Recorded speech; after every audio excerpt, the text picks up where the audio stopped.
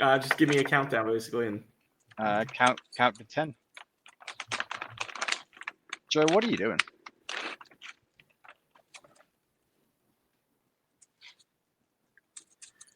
Ladies and gentlemen, coming to you live, previously recorded from a multitude of weather patterns. It is another episode of Those Two Geeks. However, this time we have a special jam session. That's right, it's a three-way dance with Alex, Joe, and Matt. I am Matt. So happy to be on here. Gentlemen, happy Super Bowl day to you both. Even though, Alex, that probably means absolutely nothing to you in any way, shape, or form. It means everything to me, though, Matthew, because it's the enemy of my enemy is my friend today. So does that mean who's the enemy of your enemy today? Oh, the enemy of my enemy is the Eagles are the enemy of my enemy. And I want the Eagles to fly. I want Saquon to run all over those. I hate the Chiefs. I hate the Chiefs so much. I couldn't hate them more for a sports team. They just get more insufferable. And the Eagles have the chance to right a horrible wrong from 2 years ago in the worst call in Super Bowl history. And, I know it's the refs versus the Eagles today with Chiefs uniforms, but I'm hoping the Eagles can pull it out. Alex, does this mean anything to you? No. Ironically enough, I want the He's Eagles going to go not at all. No, so I'm happy. If the Eagles win, I'll be happy because every year, or the last couple of years, my wife and I have done bingo cards. And on her bingo card is Kansas City losing in the Super Bowl. Oh, God, I hope she's a prophet. Yeah, so I kind of, for that reason, I hope she kind of gets it in some ways. But also, I know Matthew's an Eagles fan, so it's true. Of course. I'm living vicariously through you for the weather. I'll live vicariously through you for the team. And more importantly, Sylvester Stallone's an Eagles fan, so I'm okay. No. Rocky Balboa is an Eagles Rocky fan. Balboa is an Eagles fan. Yeah, you must remember, gentlemen, as soon as Sylvester Stallone crosses the city limits into Philadelphia, he is no longer Sly. He is Rocky. Right. That is it. There is some sort of transformation, as you say, Joe, that he is now just his fictional character. So exactly. And I could not care who Sylvester Stallone roots for. All I know is Rocky Balboa. Yeah. It is irrelevant who Sylvester Stallone roots for. Absolutely. Just know that Rocky is going fly, Eagles fly. I hope you guys win. I mean, honestly, I selfishly don't want the Chiefs to do the three-peat because it puts the Pats down. But the other thing is, I just can't stand them at this point. I like only Andy Reid on that team. I think he's a great guy. I just hate he's Mahomes, a wonderful guy. Is Mahomes. It greatness hate, Joe? Taking a step back, is it greatness hate? Yes, a little bit of it is. It was what people went through with Tom Brady. I was going to say it's almost like you're understanding what it's like on the other side now. Yes, but here's the thing: this is completely insufferable now. Like Travis Kelce and Mahomes are just donkeys.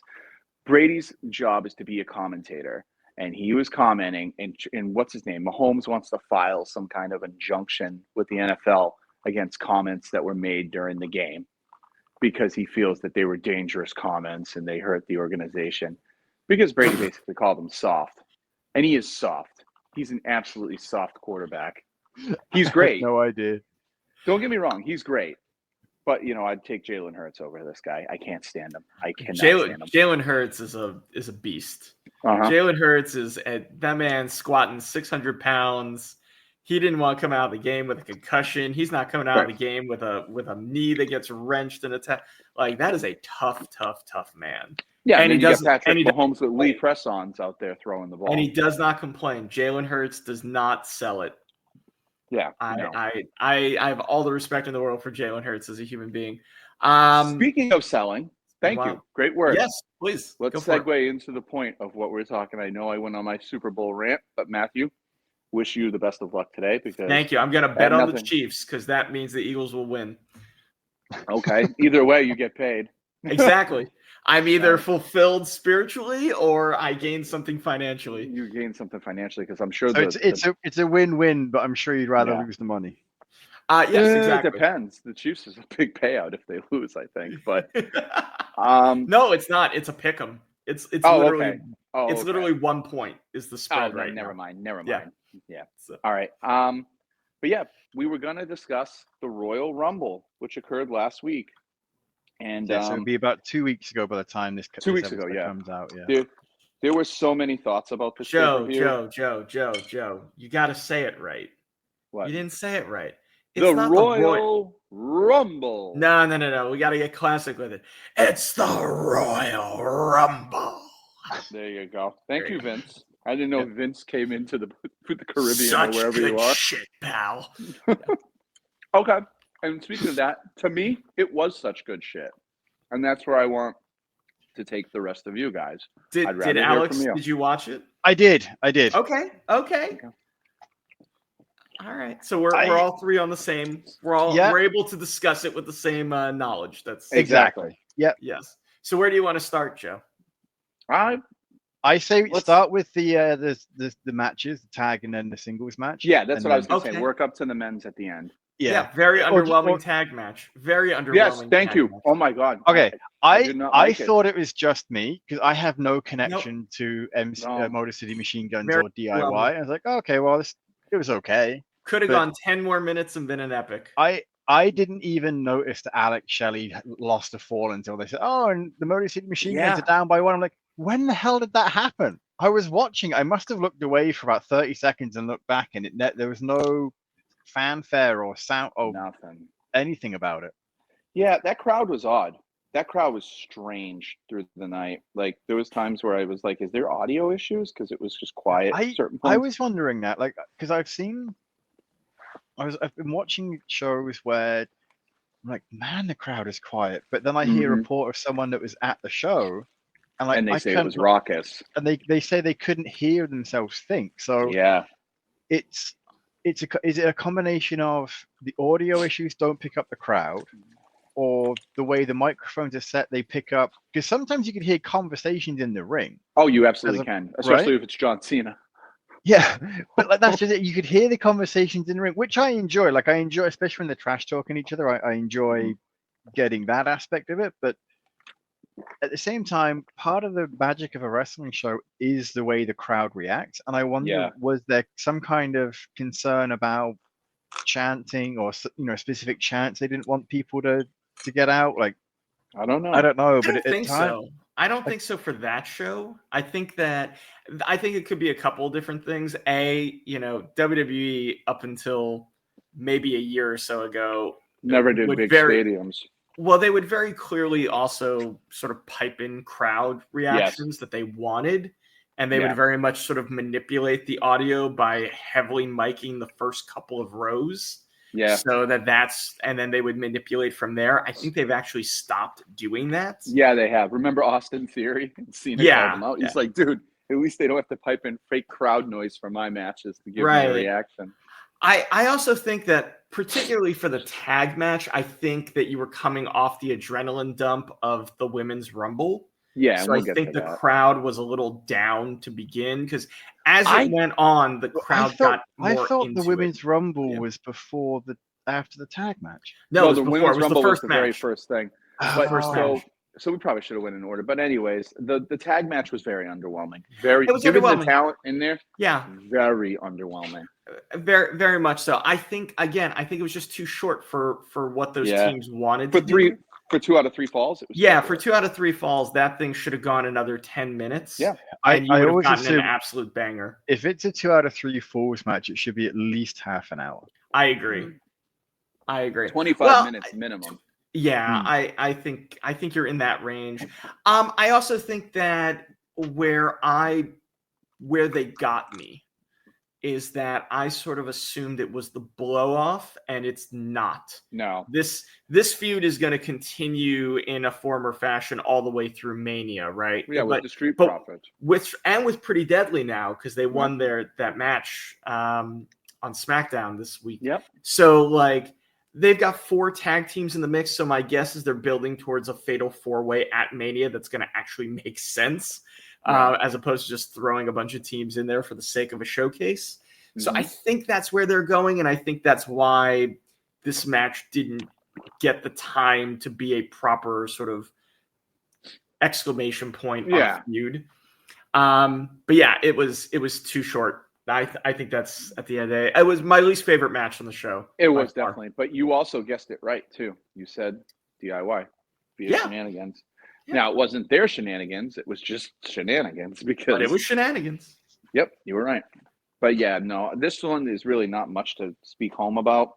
I guess why don't we go into Cody and Kevin, and then we'll go into the both Rumbles. We'll just do it that way. That makes sense. Yeah. All right, Alex, you're a Kevin Owens fan. I'm a diehard Kevin Owens fan. Matthew is. I love Cody Rhodes too. I thought this delivered very well. I agree. Very, very well. I still think KO deserves a run with the title again. So do I. I think that this was as predictable as you could have expected, honestly. All things said and done, in terms of the outcome, like you can't expect Cody to drop it now when they're already starting to build to other things. No. I just, in some ways, would rather have KO won purely because I like Kevin Owens, and I think that would have been a good way for him to win the belt from Cody. And then even if he drops it back to Cody again in a couple of weeks, right, it would have just been a swerve, right? Like Cody doesn't have to have a continuous run with the belt. He can be a multi-time champion within a year.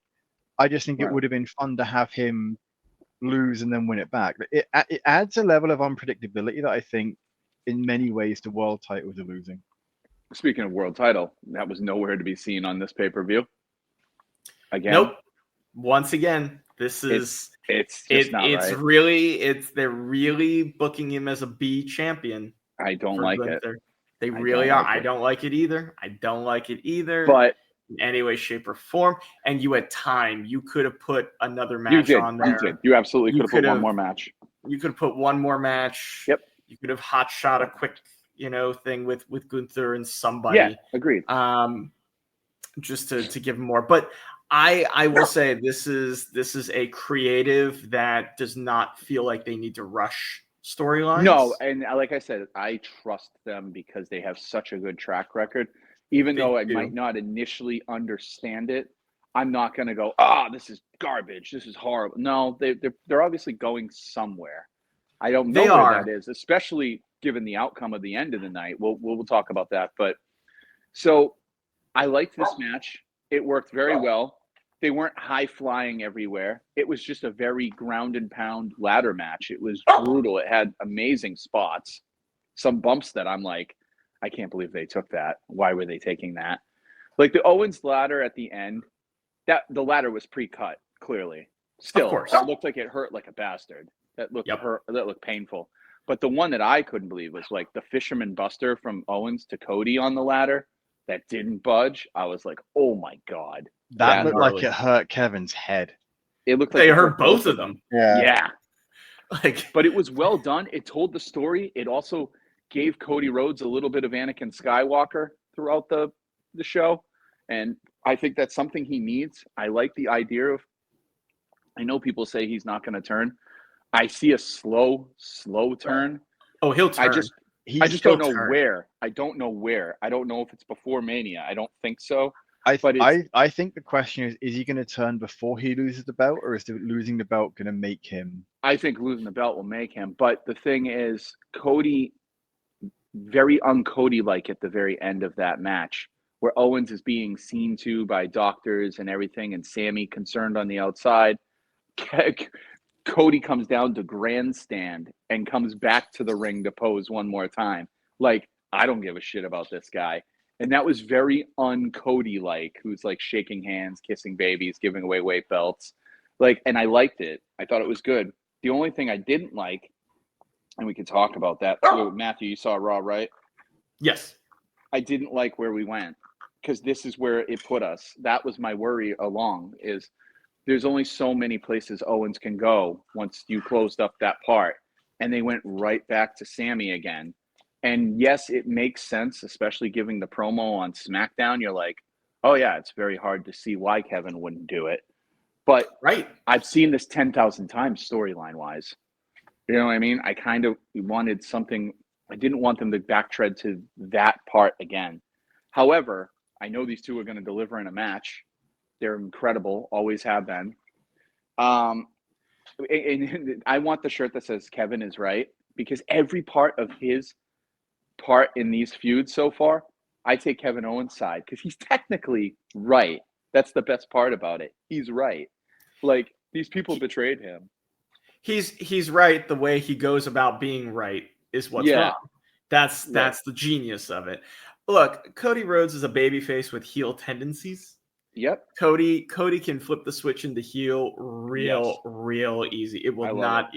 It would not even take using a thumb to flick it. Like, it is so easy for him to swap and go straight into heeldom. I think he'd want to be a heel too, to be honest. I think he probably wants. Oh, I think he'll have a ton of fun as a heel.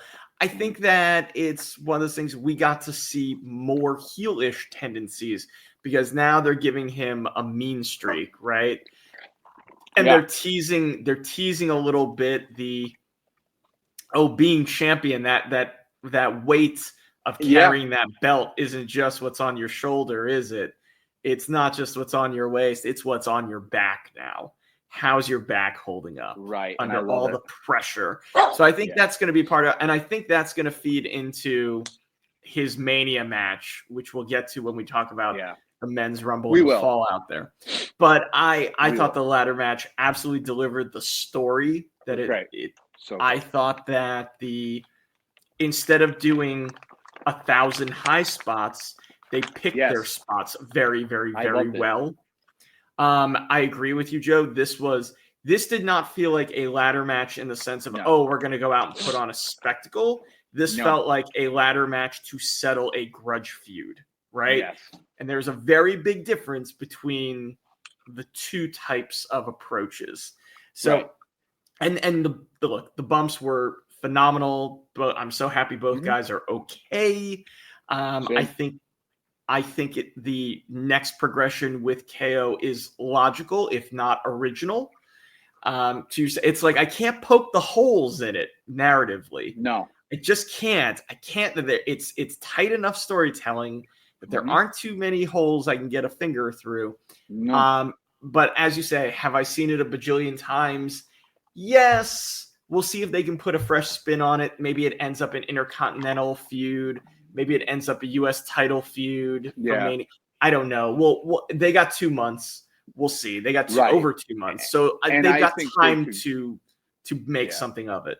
And I think they could go back because they're showing clips of them in ROH. I think they could go back and pull from the Steam Generico. Absolutely. In a way they never have. Yes, and give that kind of match. And because this creative team is also more open to letting wrestlers work more naturally, where Vince was like very protective and, you work a very safe style, very formulaic, blah, blah, blah. Well, you work the style he preferred, right? Right, but now it's like they're being more themselves. So I think this will be great. I agree. I agree. I just wish it went in a different direction because I'm like, I just watched WrestleMania 39 replay last night. I just watched night 1. And that's still one of my favorite matches of all time is that tag match with the Usos. And it's just so stellar from storytelling to everything to the last moment. But yeah, this delivered. It did not disappoint at all. It had every right to be on the card.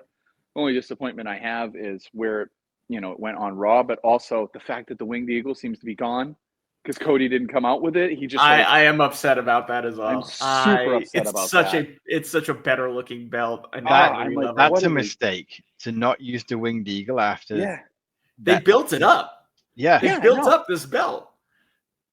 My only thinking is they're working towards an amalgamation of it. That was I had a similar thought after the Rumble of like maybe at Elimination Chamber or at Mania. Maybe at Mania they unveil a brand new title.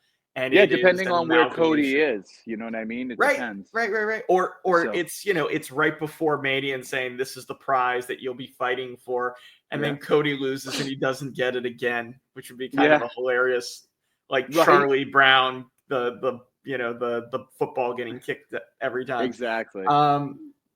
That'd be great, actually. Now that I think about it. Yeah. I think it was it the match of the night? I'm trying to think because I thoroughly enjoyed the Rumbles. But yeah, I might have to give it a nod for match of the night. But going into the thing women's, the thing is Yeah. with when you say the match of the night at the Rumble, I wouldn't consider either Rumble that's as, what I'm kind of saying. Yeah. yeah, right, like is a match. So you're looking at, was it the match of the night in comparison to an underwhelming tag match? Oh yeah, Yes. absolutely, unequivocally. Was Oh, of course. was it the thing I enjoyed most that in the pay-per-view? It depends. It would, I think it would be up there, honestly. It's up there. I've always thought of the Rumbles as more of a spot fest. It's entertaining. Agreed. It's one of those things that I enjoy watching, even though I don't really know who's any of the stories really going into it. Yeah. So, but that said, in terms of the storytelling and the match itself, And the layout. I would think for me the World Championship ladder match was match of the night. Yeah. Layout is everything in the Rumble, because you can have a very boring Royal Rumble where people are just clearly waiting for spots, or, they roll out under the ring to be forgotten, like that kind of shit. I thought the women's, we're going into the women's now. I thought the women's was good overall. I thought the women's was a great showcase. It was a great showcase. As far as drama and storytelling, I don't think it beat the men's, and I don't think it was ever going to beat the men's because of how top heavy the men's was. But I think the women's was a fantastic showcase for the talent that they have. Some people say, oh, some of the surprises were underwhelming. I don't know what you expected. I was definitely blown away by one surprise. I was so happy. I don't know those people just are just spiritually empty. They will never. They're up be there happy. with Star Wars fans. I can't stand it. Like, no matter what you do, you're wrong. It's just awful. Like, did you see that meme? Are you talking about Alexa Bliss coming back as the one you were surprised at? Yes, but do you see those memes where it's like, we want unpredictability in our wrestling. This is bullshit. And then all of a sudden you give them unpredictability. This is so not like that. This isn't what we wanted. It's too unpredictable. It's like, you can't win. I mean, again, so I didn't realize Alexa Bliss was out. I couldn't tell you. Yeah, so I couldn't tell you who the returns were, honestly, other than what the commentators were saying. So other than Alexa Bliss coming back, Nikki Bella. Yeah, so when they said they hadn't seen Alexa Bliss, I'm like, oh, cool. So she's making a return. Yeah, no, for me, this was a big moment. I was super excited. And when she came out with the tribute to Bray Wyatt on the back of the jacket, I loved that too.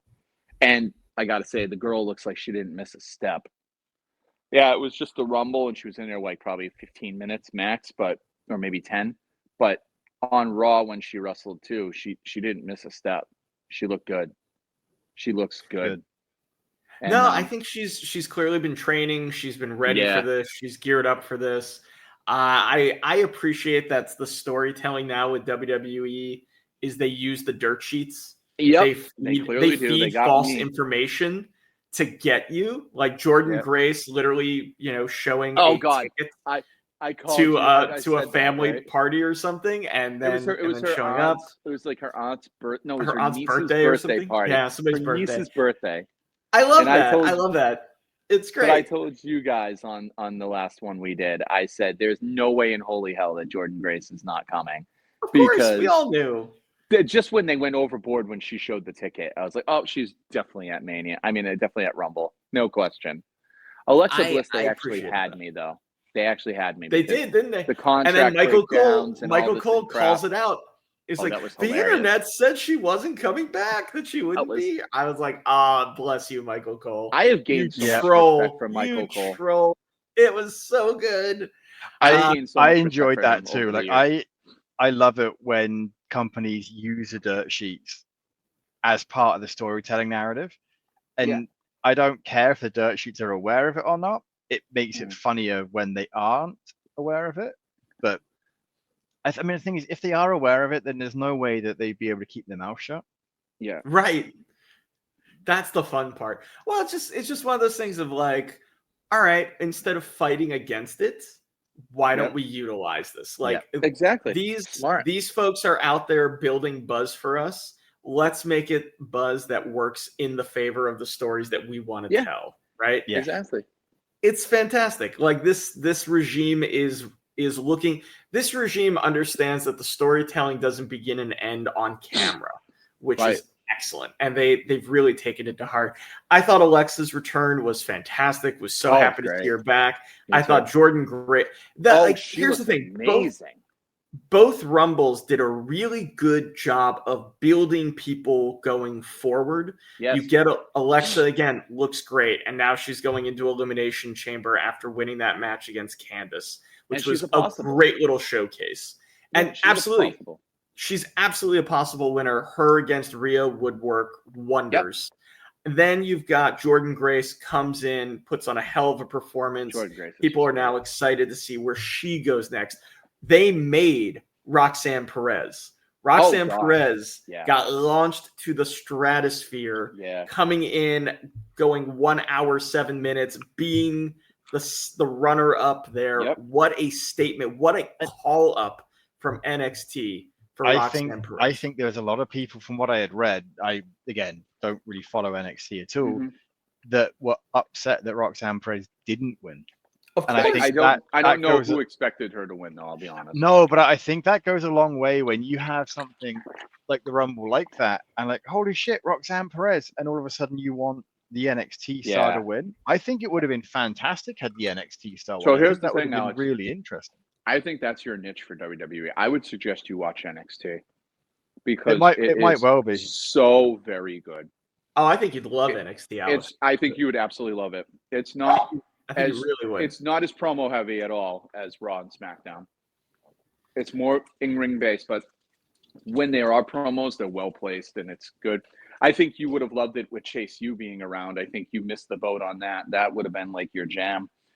But now he can always go back and watch it on Peacock or wherever. Or on the WWE Network for $9.99. No. WWE Network is gone. Remember? I know. Remember that though. Actually, on Netflix you could watch it now. I think they've been putting. There are ways to watch it. Watch it. I also think like Trish coming back. Wonderful. Like not a crazy surprise, but a really good one. I don't think you've seen the end of Trish Stratus this year. No. Do you think she's in the chamber? I wouldn't be shocked if she shows up for the chamber. I wouldn't be shocked if she shows up for Mania in this one. I think there's a real point. But I mean, it's in Toronto. Chamber's in Toronto. If you're in a stadium, you've gotten Trish Stratus at the Rumble. Right. It kind of feels like they're building maybe Trish and Nia, Trish in Kansas. Maybe Trish in the chamber itself. Like there's a lot of options here.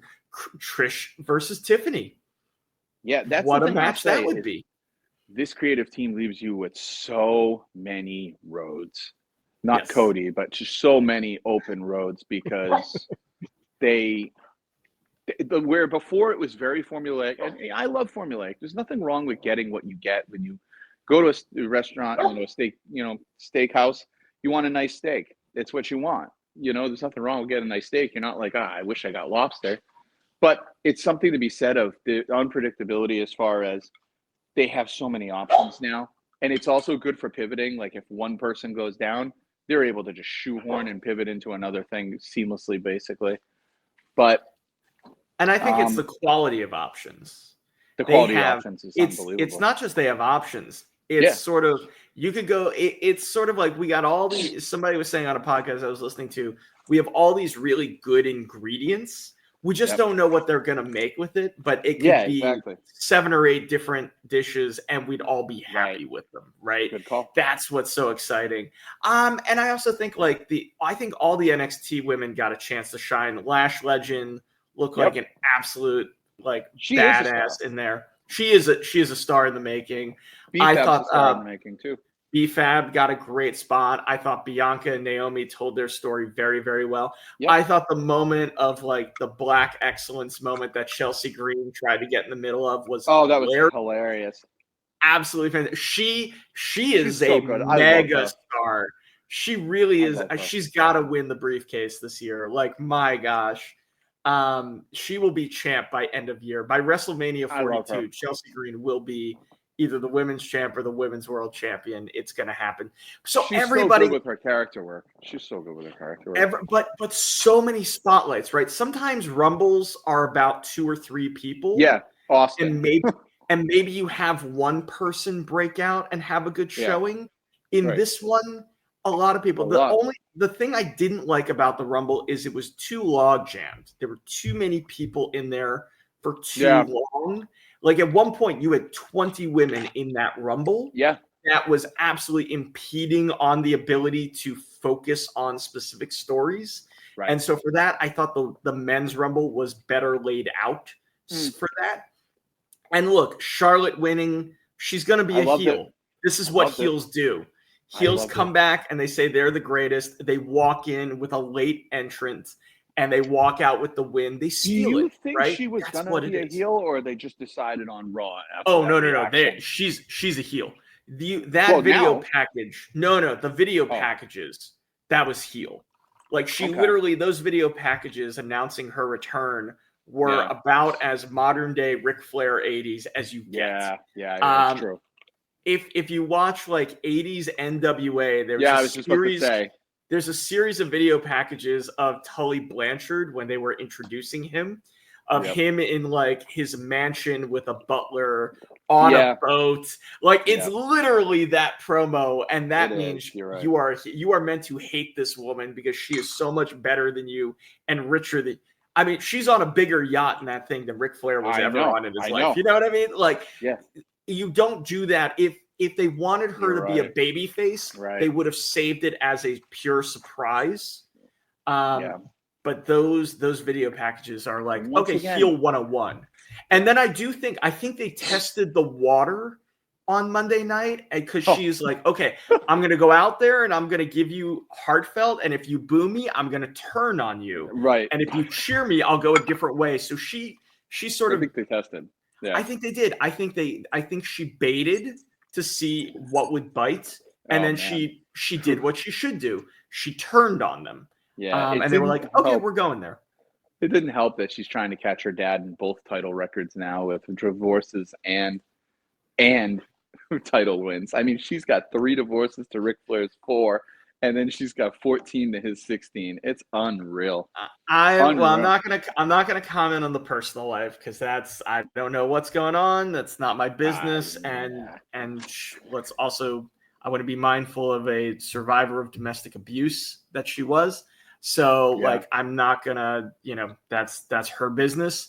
The 16 title wins, I think that has been the plan since she was called up from NXT. But is that she would really one day break her dad's 15 record. Or 16, truly. They erased 2 titles from her. They called NXT doesn't count. Stop it. Which I think is so foolish. Doesn't count. Yeah. All right, Smarky. Come on. But anyways, I thought she was the right pick, given everyone in there. Rock said it would have been way too early. I don't know what you would have done with her. I love Roxanne. I think she is the breakout of last year for NXT for the women because her heel turn has been phenomenal. But you got her in there with Charlotte Flair, the greatest woman ever. There's no shame getting eliminated by Charlotte Flair, runner-up after going in for an hour 7 minutes. Like that is how you make a star. And look, you could have Roxanne go for a chamber spot at this point. That's what I'm thinking. I don't know who else is going to be in that chamber. I'm still wondering if Becky Lynch is going to make it in there. But Becky could be in there. I think it's very possible. You could get a rematch of Becky and Rhea from last year, but this time she's not got a 104-degree fever the way she did at Mania 40. Right. I mean, because she could say, I was sick. You beat me you barely beat me, and I was sick with the flu with 104. Like doctors didn't want to clear me, and you barely beat me. Right. Exactly. What an easy story to tell, right? The other thing, then there's Tiffany. Becky and Tiffany would work from their NXT days of like, I beat you in NXT. You thought you were hot shit until I came along in NXT. You think you're hot shit now until I'm back and I'm saying I want my title from you. The man has come around to take Tiffany's title again. It's so easy, right? Roxanne, same thing. Roxanne can go to Tiffany and say, I beat you in NXT for that title. And you know, the only reason you've been doing so well up here is because I stayed in NXT a little longer. Had I been up here, no one would be talking about Tiffy time, right? Like it's so easy. There's so you got Charlotte many versus stories. Rhea again as the rubber match, but and you could say, do you want to make history and be the only two women to be at Mania 3 times? The only other people to do that is Rock Austin. You could tell that story, right? Of like, let's make history together. It's the rubber match. We're 1-1 at Mania. So now we do it. Like, it's all there, guys. Like, that's the beauty of this. It's all wonderful. There, and any direction works. There's no bad road to go down. So I think the Rumble made a bunch of people. The Rumble had some really fun spots. I think the winner of the Royal Rumble does make sense because she's going to be a heel. She did it in a way that makes her a heel. Nia Jax, absolutely phenomenal in there too. Give her a shout out. She was that spot where she like did that burst and everyone like went incredible. Oh, I love it. You'll show that in the Rumble package forever. That spot if you want to. Charlotte's big boot though, man, that's gotta hurt. That thing just looks flush. Like it's like when Test gave a big boot. It was like, oh. I mean, she's got long legs. Yeah, and she can follow through. She's becoming too plastic though. That's my only problem. It's like she's becoming more and more plastic in the face, and it's getting very noticeable. And I'm like, she's a heel. She's a heel. Right. It works for her as a heel. Her promos, I heard, like my cousin who watches wrestling, he doesn't say he's a wrestling fan, but he's a closet wrestling fan. He's like, God, Charlotte's so bad on the mic. I'm like, what ears do you have? Charlotte is amazing on the mic. She's a heel. Oh, she's why do people not understand this? They don't. I don't. I don't understand how people let them. But it's great because they're getting worked. You know what I mean? Like on the mic. That I will say. Nia is bad on the mic. If you like these people on the mic, they're a babyface. Period. Yeah. If you are enjoying their mic work and you think they're great on the mic, they're not being heel enough. You know what I mean? Like if at the end of the segment you go, oh, I don't want to hear this person talk again. They annoy me every time they get on that microphone. I just wish they wouldn't. On some level, that's them doing their job. Yeah, except for Austin Theory. Let's be honest here. They gave him that vote, and then he just did not deliver. He's very punchable. He's so punchable. He's super punchable. And honestly, that's part of the magic of it is that when someone is super punchable, you're like, you know what? I would like to see. It's like Joe and I were talking about Wheeler Yuta. I like seeing Wheeler Yuta on the screen because I like seeing him get pushed down. So it's the same for Austin Theory and so many other. Dominic Mysterio, super punchable. Oh, Dominic's a great heel though. I enjoy Dominic's heel. Dominic Mysterio is not quote unquote great on the mic. Like he's not great on the mic. He's great in everything he does. I would actually argue Dominic Mysterio is a terrible heel because people are so ready to cheer him. Yes, right. Which I mean, don't get me wrong. He's really good at what he does, but he's not like people love him for what he does. Right. He's gonna have a big career, a big career. Yeah, as opposed to Austin Theory, who people just want to punch. Yeah, it's almost like Dominic Mysterio he's borderline. Like all he needs is to slap Finn Balor or someone, and it's an immediate heel. I had this talk yesterday. They got to blow apart the Judgment Day. It's got to go. It's served. It's on its way. It's got to go. Just completely explode that thing. I think you're going to see a major push for Balor this year because I want him to get a push. I mean, for the love of God.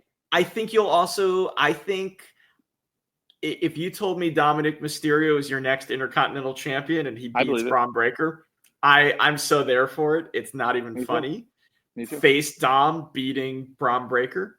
And we'll get to the men's rumble in a minute. But another rumble. Oh God, that was a match that built a lot of people. Yeah, built a lot of people. But wait, Alex, your thoughts? Flair, right?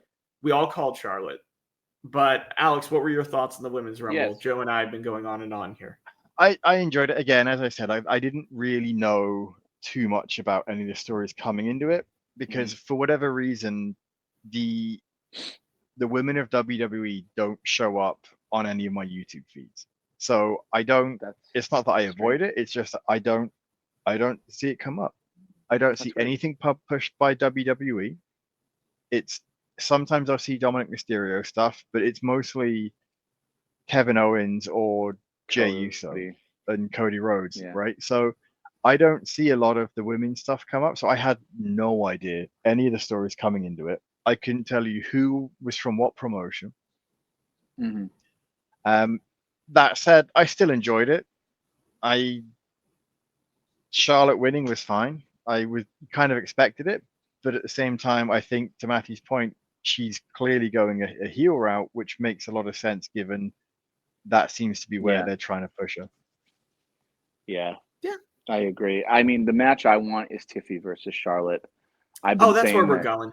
I've been saying that Tiffany is the most natural athlete compared to Charlotte Flair. And I love how Tiffany called it out on SmackDown. She's like, everyone's been calling me the next Charlotte Flair. And I was like, I've been calling you that since the day I saw you. So, like, it's just a natural progression. My only problem is I think Tiffany's so red hot right now. I think it would be a shame if they let Charlotte take the title at Mania if they go that route. I disagree. I think you could absolutely tell that. I think you could have Charlotte beat Tiffany, and then Tiffany wins it back at SummerSlam in New York.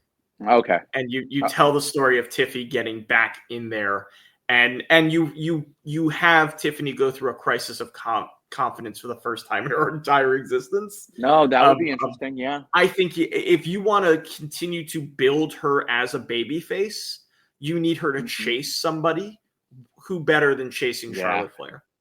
I think, and then she beats Charlotte at the main eventing night one of SummerSlam because it's 2 nights, gentlemen. I know that. So crazy. you gotta have some big stuff for each night. You're 100% right. Tiffany chasing Charlotte for 4 months, having to get back there, having to re-win it, having to win Queen of the Ring, easy for me to say. In order to get back to Charlotte, you could build Tiffy that way, right? Yeah. So plenty of opportunities to do it. Look, everybody thought Cody Rhodes getting beat at WrestleMania 39. You're right. Initially, everybody fucking hated it. Thought, oh, you're killing Cody. And it's like, nah. Remember, Cody won at 30 in the Rumble, came out after being injured 6 months. That's not what a babyface does who's going to win the big one. Tiffany Stratton cashed in Money in the Bank.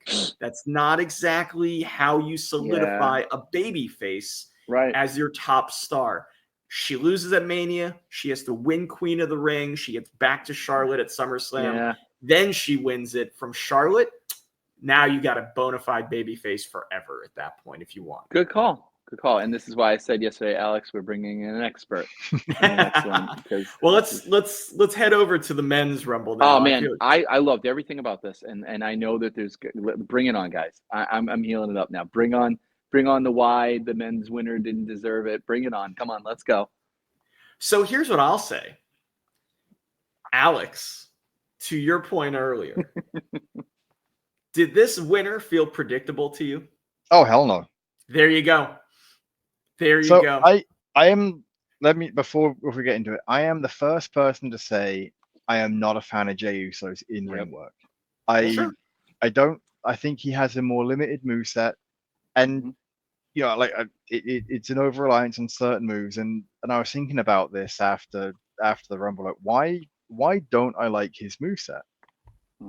Because there are some wrestlers that I love that have a limited moveset that don't do a huge number of things. Yeah.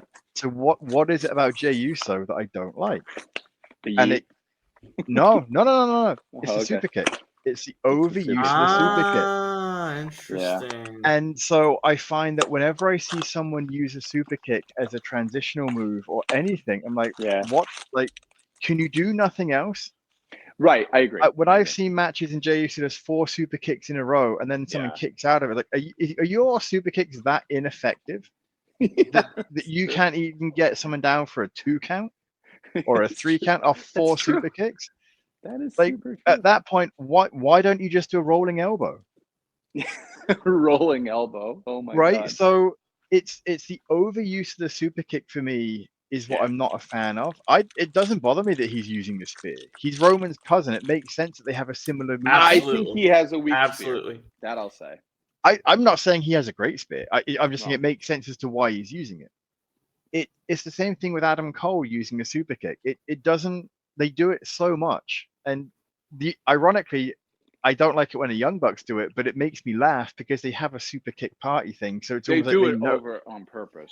exactly. And Yeah, that's it's the bit. The bit is that they can't keep anybody down with it. exactly like that's the thing. Like they are ineffective with it, and it makes me laugh because that's the whole point of it.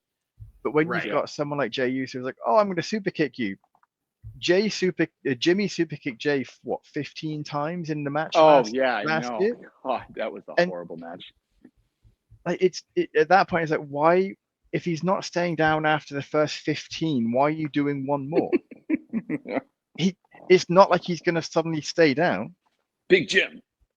right? So it's my dislike of Jey Uso has nothing to do with the man, has nothing to do with the 90% of his performance. It's solely due to how he uses the super kick. And I think that him winning makes a hell of a lot of sense in hindsight. Sure. You can't tell me that as watching Jey Uso come to the ring isn't fantastic, right? Like I again, no time for him his in-ring performance because of the reliance on the super kick, but I enjoy watching his entrance.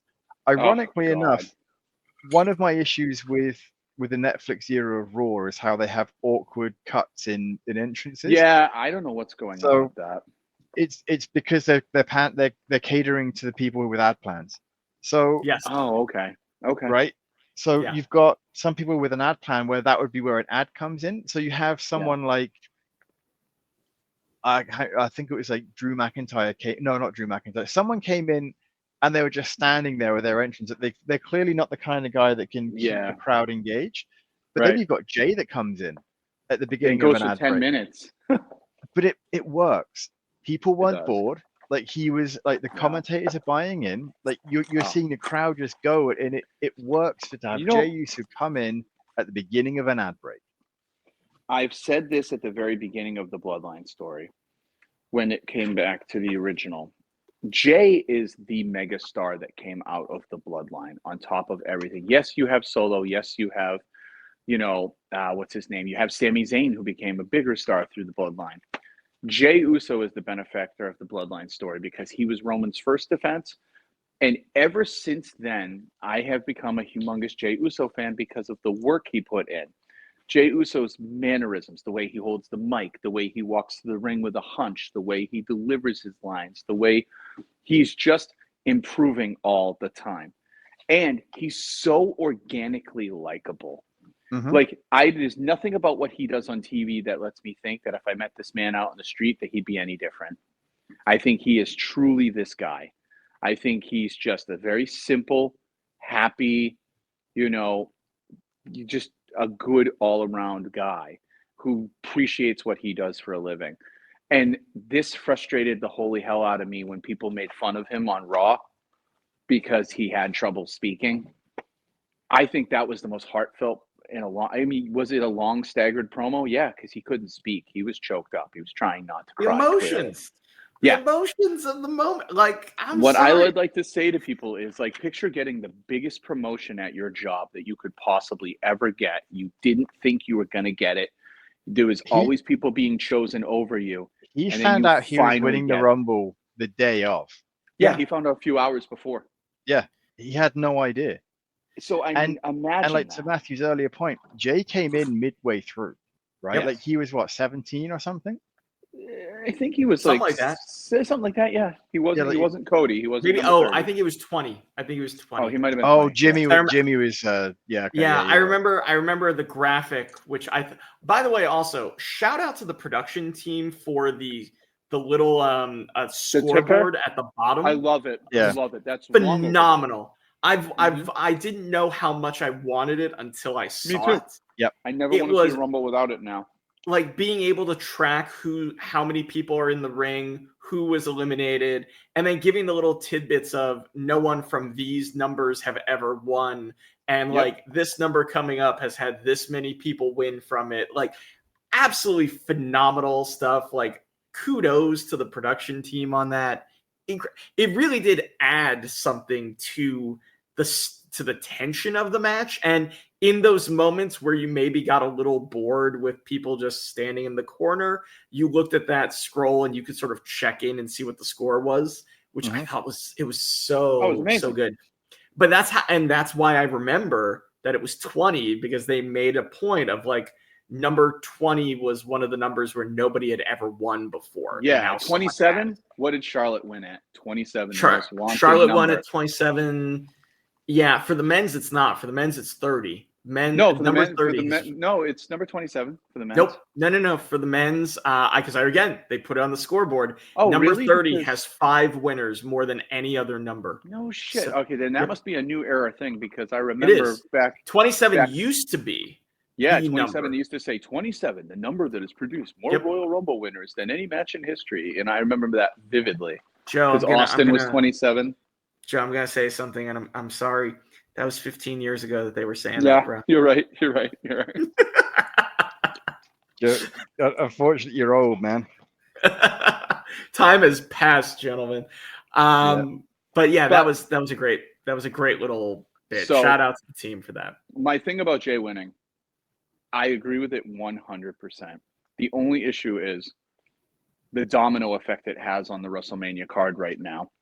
The places they can go is open. Oh, the places you can go. But the places that you thought you were going to go are kind of closed. It's very interesting. However, this is where LA Knight should have been. When he was so hot 2 years ago, this should have been the push he got. I like that they're pulling the trigger on. You're saying LA Knight should have won and not Cody Rhodes at Royal Rumble? No. That's the issue. That's what you just said, though. That is what you said. But what I mean is, LA Knight needed this kind of capitalization. They needed to go all in on him, because Jay, if they didn't go all in on him, I think could have fell the way to LA Knight eventually. I will say this. I think there's still a bit of time for LA. We're not done with LA Knight. I think Jay is so authentic and genuine. Oh, he is. That it's hard not to love him. No, you love him. Yeah. I think that Jay, this is going to sound kind of weird, right? Okay. I think Jey Uso is the closest to a Dusty Rhodes that we've had. Yeah, and I think, there you go. Glad you said that. Because right now everyone's like, oh, it's Cena versus Cody unequivocally. He'll win the Chamber. It's Cena versus Cody. I would argue, isn't there more potential? Well, I mean, no. It is a massive mega match, and it's Cena's last year, so if you don't do it now, you don't do it. But I think you could turn Cody heel so well on Jay. You could. And using what they've got that history. They've got that history too. Yeah.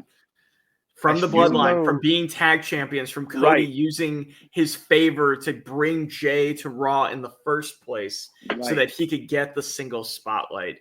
There is very good built-in story for heel Cody versus face Jay. I think you could really go there if you so choose. And they could be swerving us. They could be saying, oh, he wants Gunther. Right. And then something happens and Jay goes, you know what? I thought I was going to climb that mountain again. To hell with that. I'm going after you, Cody Rhodes. Here's my problem with there's a lot of with Jay versus sense Gunther behind Jay and Gunther, though. There's tons of sense in Jay and Gunther. There's tons of sense, but did he need a Royal Rumble to go against Gunther again, where we've seen it twice? I mean, but that's the thing. It's how else was he going to get to climb that mountain one more time? I don't know. And also, Gunther wouldn't accept the rematch again after he's beaten Jay. And in Gunther's own words, I wasn't even really trying to beat you. Right. But also, do you realize that Gunther has a jinx now? Yes. He has a WrestleMania jinx. He's a WrestleMania jinx against He's gonna have a WrestleMania perennial mid-carders.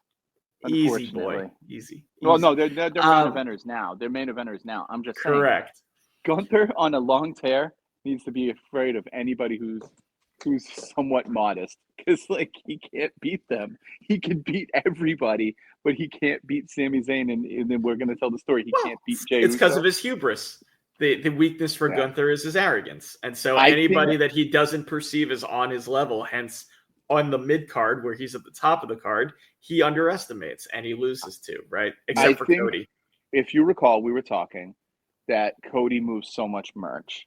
Yes. I would argue that Jay's up there. He might. Jay's even be, moving like, more right nipping- now. Yeah, He's that's what moving I'm more saying. right now, So thanks to the Rumble. It would make more sense for them to turn Cody at that point. I think you got a lot of options, right? You do. Like, But you what's could. the option for Cody versus Cena? Oh, Cena turns heel. That is never happening, Matthew. Yes, it is. It He is. started it. He started at the press conference. Did you see his press conference? I watched it. It was amazing. It was Yes, he turned heartfelt. heel. He turned heel at that press conference. I did not see heel at all. What?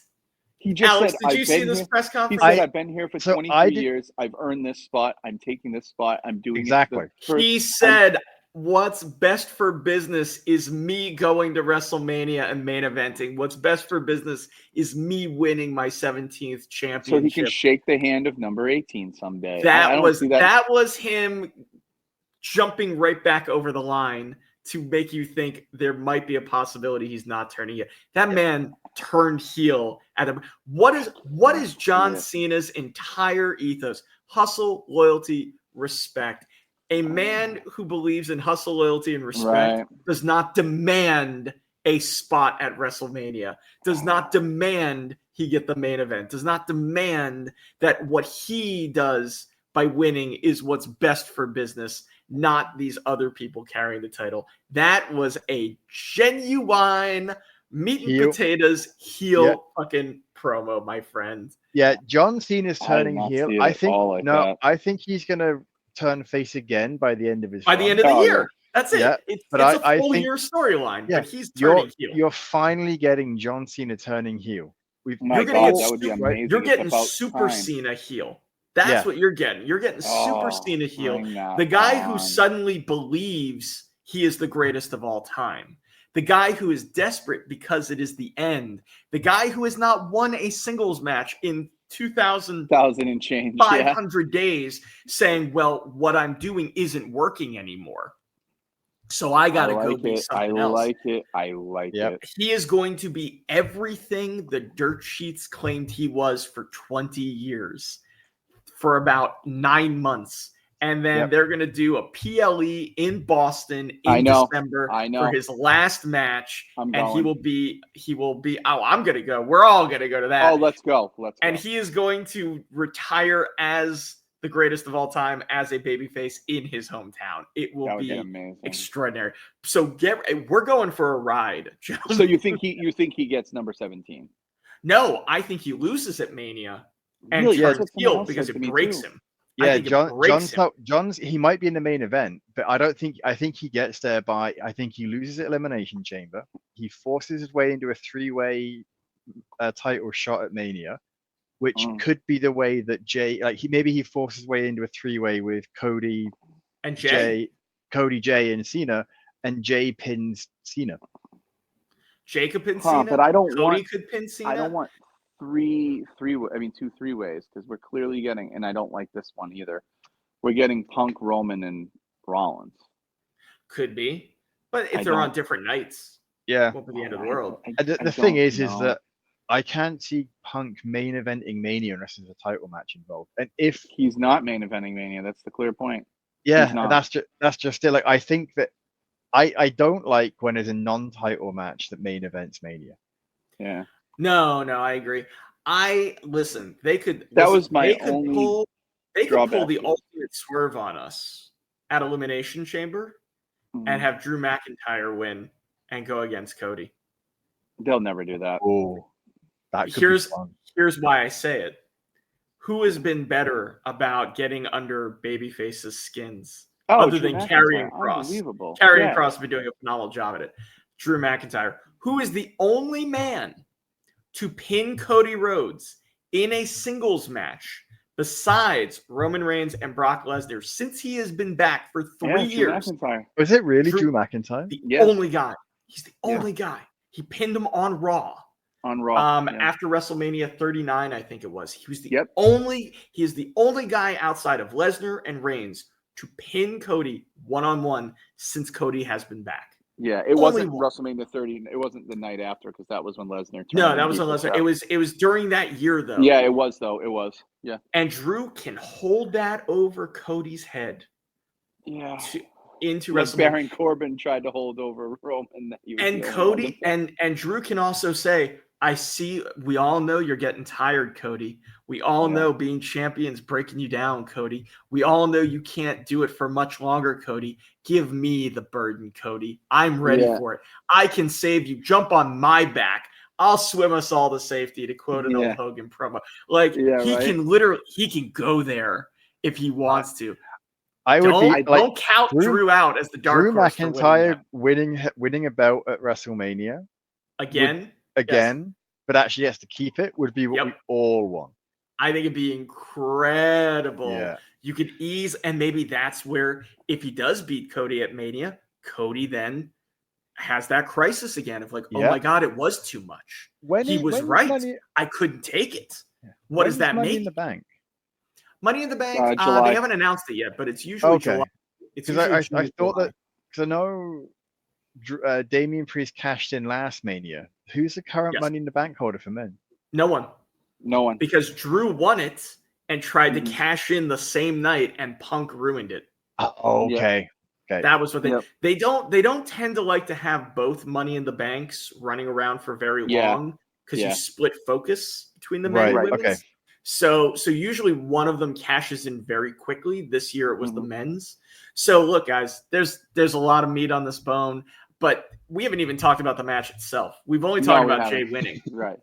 So lots of great, and I'm gonna have to leave in a minute. So like, I apologize. Great spots. I popped when Joe Hendry's music hit. Oh, so good. And then who eliminates Joe Hendry? Roman fucking Reigns. Yeah. Right? Like Roman fucking Reigns. Yeah. When Roman Reigns eliminated Joe Hendry, I'm like, that's a solid pop. That is a not now but someday kid. Yeah, exactly. Yeah. They definitely didn't have the surprises the women's rumble had. I loved Sheamus. Sheamus was great in there. Oh, he's like, I was enjoying that. I love the fact you could hear him yell at whomever it was that knocked Joe Hendry down. He's like, I was enjoying that. Good. What are you playing at? I was like, that. I enjoyed that. That was fantastic. Like, Sheamus was just there being a fan. Penta and Ray. What a way to start. Eliminated right away. He got Penta technically goes 43 minutes. After only going 2 minutes, but his feet went bang right on. But I'll tell you what, by the end of it, no one cared. No one cared. And what a great little story to tell with Chad Gable, who has been quote unquote haunted and can't beat luchadors, and you have all these luchadors coming out. It's like his worst nightmare is the first 5-7 spots of the Rumble. But again, you got that storyline over. You got Penta over even further by being the Iron Man in the Rumble. You absolutely worked with that. Braun Breaker gets over in the Royal Rumble. Man, Braun Breaker is the most socially viewed superstar in that company right now, thanks to that I Show Speed. What a great job that was. But then, what else does Braun Breaker get? Braun Breaker speared Roman Reigns. Yep. He did. And Braun Breaker only got eliminated by the slightest of margins by Roman Reigns. And then Roman's face, they cut to Roman's face watching Braun as he's backing up the ramp, and Roman's shaking his head like, I got lucky. You know what I mean? Yeah. Fantastic storytelling. Jacob Fatu, an absolute beast. Oh my God. He gets elevated in the Rumble. Him and Braun, what an amazing. Him and Roman didn't even touch. They just walk towards each other. I was shocked. So they're saving it. They're like, oh, you want this, but we're not going to give it to you. He gets over in a big way in the Rumble. That men's Rumble got over so many guys. They did a great job. Incredible. Mm-hmm. And then came the final third. The final third of the Rumble was just all-star after all-star after all-star. I was genuinely shocked when Punk got eliminated. I was genuinely shocked. I said that was my pick, but not only that, because I'm sitting there going, this is a year he's healthy. If you don't give him this now, I don't know. I could be wrong. I could be 100% wrong. I don't think CM Punk should ever main event WrestleMania. I think it's going to have to be his white whale. I think that's it. If you do it, it's his last Mania. It's the year he retires. Yeah. You know what I mean? It's gotta be. This is the long-term story for Punk is he does not main event WrestleMania until he's ready to retire that year. Then he main events WrestleMania. But I mean, I wanted Punk selfishly in a title match. But now where they're going with Jay, you've got two really enticing storylines. I'm very excited to see Cody versus Cena with your storyline implication if Cena loses. I'm very excited to see that. Will they have the balls to give him a heel turn? That is something you are prolific or prophetic if you actually guess this right, because I just can't see the final year of Cena with all the merch you're going to move, with all the nostalgia that you're going to do the heel turn. I just can't see it. I can't see it. I mean, if not now, when? You're right? not going to. You only got one more shot. You only got one more chance to do the unthinkable. But I do like your idea. I love your idea. Well, but here's the other thing, right? John Cena's going to sell merch anyway. Correct. John Cena will sell merch anyway, and also, let's be very clear, the kids have two new baby faces. You don't have to rely on Cena for that audience the way that you did before. Jey Uso is over with the kids. That's why they did so this. Over. He is so kids crying on social media when he lost to Gunther at Saturday night's main event. Mm-hmm. The videos are out there. Kids crying when he won the Royal Rumble. That is why you have Jey Uso so strong right now. He is the new kids' favorite. Yeah, Jey Uso winning. Like I said, I have an issue with his overuse of the super kick, but other than that, it makes 100% sense. Like, had you told me in advance, Jey Uso is going to win the Rumble, I'm like, that makes sense. But they had built up the Cena and Punk main eventing and one last time stories so well that when Jay pushes Punk out, I'm like, holy shit. Like when Logan Paul, John Cena, and Jey Uso were in the room, like, oh God, I was like, it's telegraphed that Cena's got this. Dear God, please make sure it's not Logan Paul. And then Paul goes, I'm like, okay, so now Cena's going to win. I was very worried it was going to be Logan Paul too. I was like, my God, please tell me they're not going to give him this spot. And then Jey Uso wins. I'm like, well, fuck me. Did not see that coming. There's the unpredictability, gentlemen. There's the unpredictability. Yeah. They gave you exactly what you expected with the women's rumble in terms of the finish, but they gave you more returns. They gave you more surprises throughout that rumble. And then they swerved you at the end. They gave me exactly what I wanted with the men's rumble, which is the unpredictability. Yes. I watched the Rumble for the unpredictability, and I think part of the reason I enjoy it so much is that I'm not super familiar with all the storylines. So even Charlotte Flair winning, yes, I knew she came back. Yes, I may have predicted it. I still didn't think she was actually going to do it because in some ways it was too obvious, and I thought, well, there's got to be other storylines I'm not aware of. So even right up to the last 4 or 5 people, like I can see it being Nia Jax because she was booked super strong. Yeah, she was. Never would have thought it would be Jey Uso. I thought Jey Uso would have been relegated to the LA Knight, Daniel Bryan. It's going to be the crowds that finally push him over. And while yes, he's getting close to the Daniel Bryan push. Yeah, he's like, I think Triple H has learned. He's so smart. Triple H, right? Like he's learned from what happened with Daniel Bryan that. Look, the crowd are going to get behind him anyway. Why? I'm not going to fight it. No point in me denying this. Let's lean on it and make it happen in a way that no one's going to expect. Triple H is so smart because he breaks records every single time they have anything on television. It breaks a record. Yeah. Well, also keep in mind, Daniel Bryan was an anti-WWE reaction that propelled him. Yeah. Jey Uso is not. Jey Uso is the classic underdog baby face. He's so organic. He is the closest. Again, I will say he is the closest thing to the modern day Dusty Rhodes. He is the blue collar, work your way up from nothing. Yep.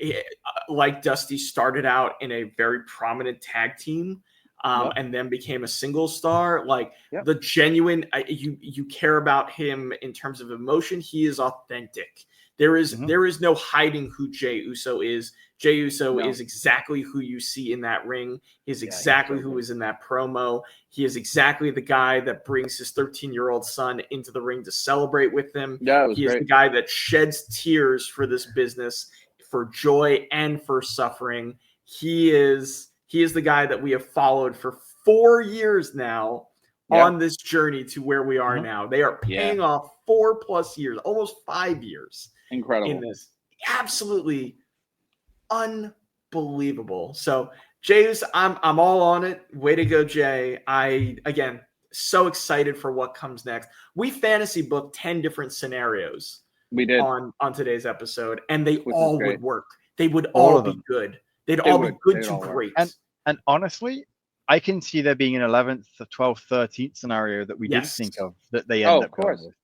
But So- this Rumble, and this will be the last thing I want to say is this Yeah. Rumble has done more to get me more invested in WWE Good. than the Raw on Netflix. there you go. Because as I said, the Raw on Netflix was garbage. The Rumble has done a hell of a lot more to pull me back in. Brady agrees. I am excited. I'm excited to hear that it did its Me job too. for you there, my friend. Yeah. Me too. So And Raw on Netflix has been getting better. it has been It getting has better. It has been getting better progressively. Can get worse. I don't like. I did almost throw my TV out though this week because I thought my HDMI was going or something. It just kept cutting like every 3 seconds. I noticed. Yeah, there was a little for the first like hour or so. There was the main event with Sammy and Punk was like it was like static every single time. It was just like did it. Oh, you know what? On the replay, it wasn't as bad as Okay. I had it more in Live the was first hour than the awful. third Yeah, hour. I fully expect because I will never watch wrestling live. It's just one of those things that just rarely ever works out for me, and I'm so used to being able to skip forward. So I'm sure if I get around to watching it, or if I get around to watching it, it won't be as bad. Yeah, Sammy and Punk was phenomenal too. It was a really great match. I've heard that the Jey Uso promo at the beginning is worth watching, so I'm going to watch it just for that alone and see what else happens. Both Rumble winners promos are worth watching because the crowd is very interesting. But like the crowd's praising Jay, the online people are ripping him apart because he can't speak because it's genuine emotion, and I give him even more credit. And then it's the opposite for Charlotte. They're ripping her apart. It's just ridiculous. Yeah. But yeah, man, this was awesome recap. This was great to touch base. Well, wait. We got one last thing. I feel like we should touch base on Captain America: Brave New World opening in theaters next weekend. So when this is coming out, right? So what's your predictions for the film? Honestly, I haven't watched the trailer. I've watched the trailer. I'm underwhelmed. Yeah, not because of Anthony Mackie. I love Anthony Mackie as Falcon Cap, or as Cap. I think he's great. I'm underwhelmed by President Hulk. There's something I just don't like about it so far, and the villains aren't really like. I thought it was going to be the Serpent Society, but they cut Seth Rollins. So are you two going to go see it? Or are you I am going to see it. I'm going to see it. Will I see it opening night? I don't know, but I'm going to see it. I'm more looking forward to Daredevil Born Again. It comes out on my birthday, and that is so long overdue. That I'm ready for. Well, we'll talk more about that on a future episode. I was just what about you, Matthew? About Captain America? What do you feel? I'm wait and see mode.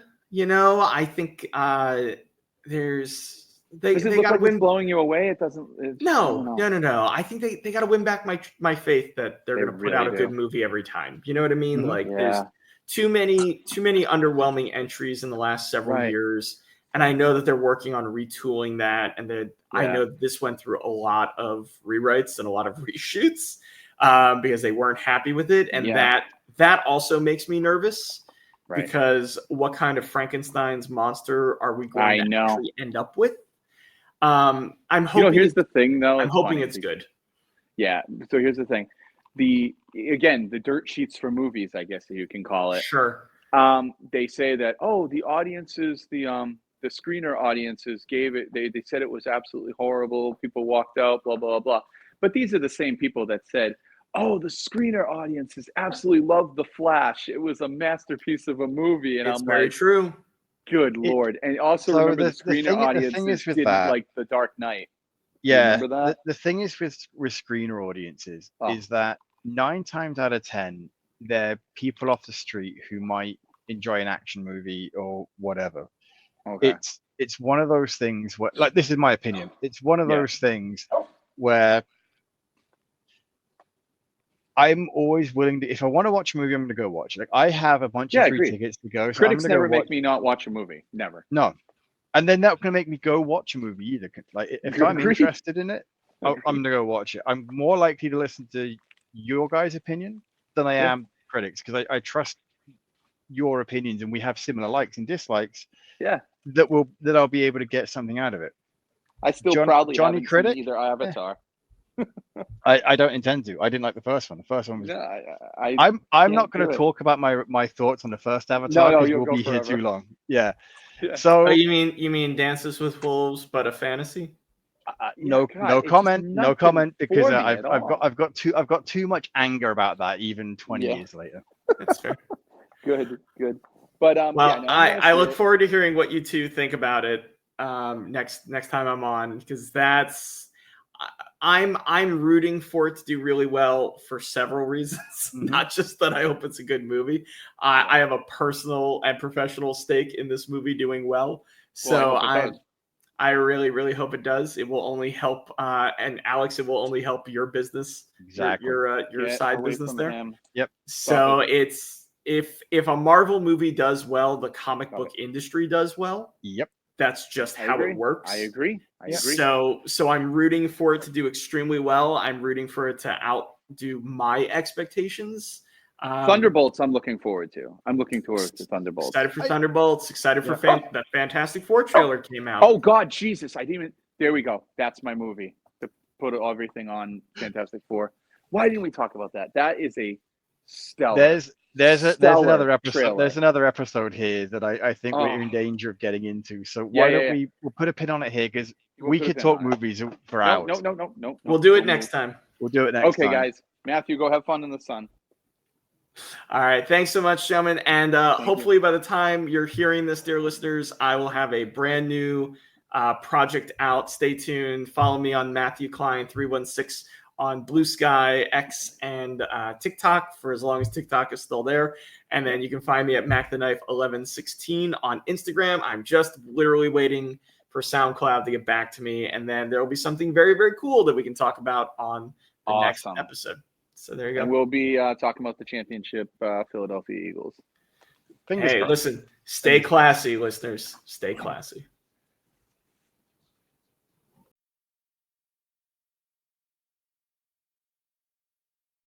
Hey, thanks for watching the previous video from Graphic Policy Television. Just by watching, you help support our site. Thank you so much. Now, if you're watching these videos, you probably care about geeky things like movies, television, comic books, toys, games, video games, you name it. You can go and subscribe right now to our YouTube channel to stay in touch and catch all the new videos, or check out our website at graphicpolicy.com. There's a nice link on this end of the video. But as always, thank you for watching. Keep on rocking and keep it geeky.